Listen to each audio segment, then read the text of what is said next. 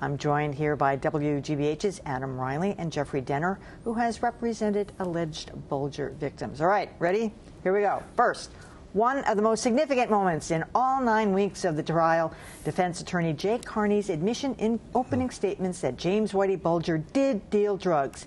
He had never admitted this before. Of course, in that same opening statement, Carney denied Whitey Bulger was an FBI informant, and he also denied that he killed women. But the fact that he admitted that Whitey Bulger was a drug dealer, I wanted to get that off the table. Yeah, that punctures the myth of Whitey Bulger right away. The Robin Hood and all of that. Right. But the rest of it, positioning him is no killer. I think certainly everyone in the media was stunned to see the defense admit so many of the charges, or indicated willingness to admit so many of the charges right up front. Not just dealing drugs, but extortion, money laundering, and murders. I mean, they made it clear they were going to fight 4 murders: the murders of Deborah Davis and Deborah Hussey, and then the 2 murders committed in death penalty states of Roger Wheeler and John Callahan in Oklahoma and Florida. And it was kind of breathtaking to watch them just say, all right, 90% of what the government has to say is true, but you'll hear the other 10% is not. Yeah, when a defense attorney does that in an opening statement, Jeffrey, isn't that kind of like selling away, your defense? It's a very curiously mixed agenda. Apparently, he had to believe he didn't have a defense, and his best defense was going to be jury nullification, basically saying, yep, my guy's a bad guy, but when you take a look at the government, and you look at everything they have done, they let it happen, they made it happen, they're worse. What you really got to do is send a message to the government. We're being as honest as we can be. They're not being as honest as they can be. This is a real opportunity to stand up and be American. That's a great, and you're exactly right. That's exactly what they did in their closing arguments. You didn't say it that good. No, well, that's probably true, but it was this, this is your government. They're supposed to work for you. Take what you've learned about what they did and send them a message. That was the defense's closing argument, basically. Yeah. So Jeffrey but he didn't really hit that as hard as he might have. Again, it's a very curiously mixed agenda. You got to play the cards you got. That's a difficult card to play with a straight face. I mean, it simply is. It simply is, and I guess he hit it as hard as he thought he could hit it, and I would be very surprised if that's what a jury felt its obligation to do. Although on that count, I would think they would just go, right down the guilty since they admitted all ours. All right, here's another key issue at the trial. Did Whitey Bulger have immunity? As you'll recall, Judge Denise Casper would not let Bulger's attorney say that in court.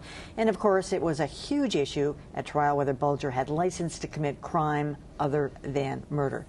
In your opinion, Jeffrey, did they establish whether he had any kind of immunity? I think that every instruction a judge gives as to what the law is and how you apply the facts to the law has to have a substantial basis in fact in the record, and I don't think it did here. I think it's, again, all due respect to some very good lawyers on the defense side, it's a very specious argument that there was an immunity deal would have been crafted along the lines they were trying to suggest.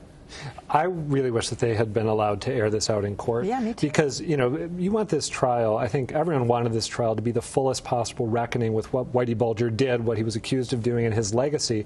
And if the argument was as specious as Jeffrey says, and it may well have been, then let them try to make it in court and let the government rip it apart on cross-examination. I wish that we had heard more in open court about what the rationale for that claim of immunity was. And I think that the fact that Judge Casper didn't let them make it is a big reason that we saw the defense frame their argument the way we just discussed them doing a moment ago, in this very, very limited way. Okay, we'll give you 15 murders, we'll give you drug dealing and extortion and money laundering and all this other stuff, but we're going to fight these 4 things.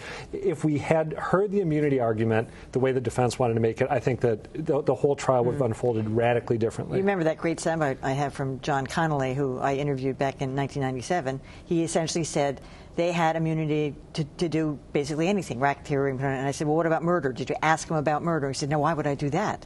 They were our informants. I remember so he's that. essentially saying that they just turned a blind eye to murder. So. Yeah. All right, next. There's also the issue as to whether John Connolly has the authority to give that kind of immunity out, and as a practical matter.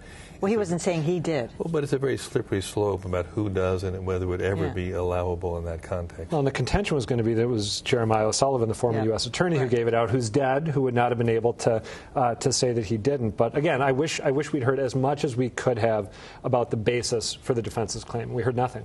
All right, another key here. This is Stephen the Rifleman Flemmi's testimony that Whitey Bulger was a lady killer that was those Bulger's words, by the way. I'm no lady killer. Flemmi detailed Bulger's role in more than a dozen murders, including those of Deborah Davis and Deborah Hussey. Well, I mean, it's still murky. I don't feel satisfied at all. I mean, you were there actually in court, but from what I read or what I could see on Twitter, whether it was clearly established, Whitey Bulger might have been there, he might have ordered it, but he actually killed those two women? We don't know. I think that here's an area where I think the jury could find reasonable doubt. It's worth noting that Bulger is not actually facing murder charges in this case. He's facing a bunch of racketeering charges, and the murder claims the government is using to make one of the racketeering charges stick. It's very complex. I don't want to get down to the weeds too much, but he's not going to be found guilty or not guilty of these 19 murders when a verdict comes back. All that being said, Stephen Flemmi, yeah, he put Bulger at the scene of these murders, but his description of how the women were killed was a little inconsistent. And what's more, Flemmi is so horribly compromised when it comes to these two women's deaths. Deborah Davis, his former girlfriend, Deborah Hussey, his former stepdaughter, and then someone with whom he had some kind of sexual relationship, either consensual or not. Disgusting stories both. And Bulger's claim, his attorney's claim, was that Flemmi had far more reason to kill these women than Bulger himself did. Like Deborah Davis, for example, was going to apparently leave Flemmi for another man down in Mexico. So I don't know that the jury's going to find him fully believable. What do you think? I think that you have an irresistible object, an immovable force. You have Flemmi, who is not worthy about being believed about anything. You've got Bulger, who you're willing to believe anything about. I think at the end of the day, they've admitted so much of racketeering acts, so much about murders, so much about everything else, it just doesn't matter. All right. All right, next critical moment, disgraced former FBI agent John Morris, who testified that Whitey Bulger was a rat. The FBI produced thick files of comments, as you recall, tips, interviews with Bulger, but Bulger claims he paid off the FBI for information, not the other way around. Well, I'm sure they're not mutually exclusive. Clearly, he was providing information. You'd have to be blind, dumb, and mute, in my mind, to think that. Again, I wasn't at the trial, but I've been watching this unfold for many years. But at the same time, to solidify his position, to obtain other benefits he was looking for, I'm sure he gave gifts and paid money as well. It's not as if you had to be one or the other. It is inconceivable to me that he was not a rat, that he was not an informant, and he didn't basically establish his position primarily by doing that. The fascinating thing about watching this particular issue unfold at the trial was that Bulger made it clear that he wanted to fight this rat characterization as a matter of honor. The government would alternately insist that there was no legal relevance to him, whether he was an informant or not, and then go out of its way to show that he was. He's not. The charges that he faces really aren't impacted one way or another. The jury can decide he was a rat or wasn't, and the charges remain the same. My takeaway watching a lot of this as someone who was observing in court is that for both sides this was largely a matter of legacy and I think even ego a little bit. Bulger wants to show, I was no rat, and the government really wants to stick it to him and any hopes he has of as he might see it, burnishing his reputation for posterity by saying, you were in fact a rat. But it doesn't matter legally. No, it doesn't matter. We spent so much time on it. I know, it doesn't matter. They're not voting on that. And again, if he thinks he's got any reputation to save for his legacy, then I think he's got another thought coming. Heartily agreed. All right. Well, everybody remembers this heated exchange between one-time mobster Kevin Weeks and Whitey Bulger in court. Kevin Weeks, we killed people that were rats, and I had the two biggest rats right next to me, meaning Flemmi and Bulger. Whitey Bulger, you suck. Kevin Weeks, F you. And then, F you okay, I guess, then, Whitey Bulger. F you, too. I think they're both right. I mean... Theater of the absurd, right? I mean, you've got these horrible crimes that we're talking about, lives shattered. Yeah. And then you have this inane, vapid exchange between two, criminals, admitted criminals in court. I shouldn't say, two admitted criminals, we can say that, where they're talking like a couple of, seventh grade boys. Well, the way that they always did talk. Yeah. Yeah. You've got aging, pathetic, pathological people here arguing over something that means absolutely nothing to anyone but themselves. If they could see themselves the way everyone else sees them, they'd probably just keep their mouth shut.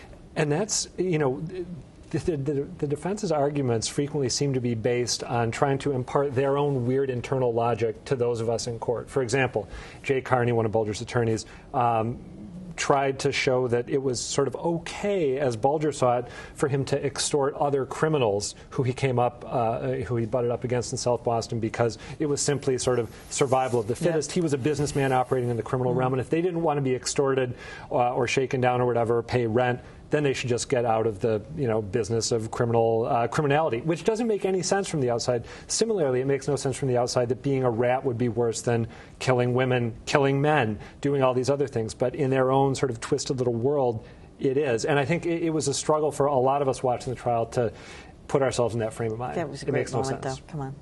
And it was what you were hoping for in exchange between the two. All right, the final key moment, Whitey Bulger's decision not to testify at trial despite saying he would, telling the judge in open court, "This trial is a sham." He went on to say, "Do what you want with me." Well, I missed that. I was away for that. I'm from New Jersey. And this usurpation of the word "use," which is clearly from New Jersey, is just ridiculous. They should be found guilty for no reason for that.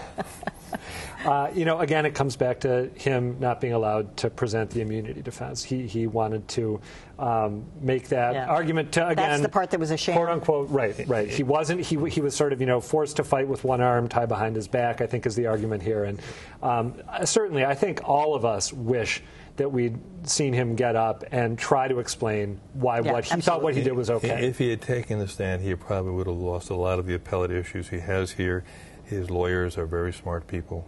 They played the cards again that they had, and I think they preserved probably the only legal issue they really have in this case, or certainly the most vital legal issue they have in this case, which is why he couldn't explain the immunity deal and how that would have prejudiced him. Adam, you have to tell a story that happened in court today. Yeah, very While strange. You said everybody gets a little punch drunk, I think everyone's punch drunk at this point. Well, the big news out of court today was that we saw Bulger attorney Jay Carney's toenails. I can't remember what generated this exchange, but we learned that Jay Carney goes for monthly pedicures. He, in court, took off his shoe, took off his sock, and showed us that right now his toenails are eggplant purple.